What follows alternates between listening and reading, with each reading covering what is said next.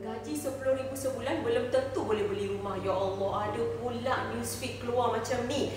Guys, sebenarnya gaji besar, gaji kecil itu bukan ukurannya. Ukurannya adalah pandai atau tidak cara kita uruskan. Sebenarnya, ya Allah, gaji 10,000 ni kalau saya boleh beli klien saya, Circle Dr. Wani boleh beli 20 biji rumah. Macam mana buat tu? Maksudnya tahan nafsu. Setakat kalau gaji 10,000 banyak je area Lembah Kelang, rumah lelong yang bawah 300,000.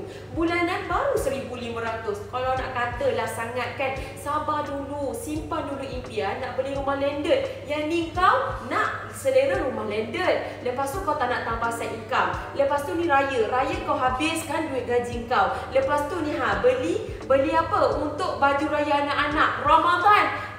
Boleh pula setiap hari beli makanan viral. Mana taknya? Lepas tu dah setiap hari beli makanan viral. Pergi bazar Ramadan tak sah tak habis 40-50 ringgit. Lepas tu last aduh, hidup ini keras.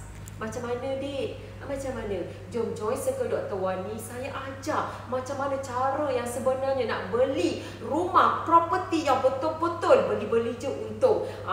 Join Circle Dr. Wani. Saya menjanjikan ilmu property, ilmu rumah lelong, ilmu macam mana nak kaya dengan emas. Jom join Circle Dr. Wani Gold sekarang.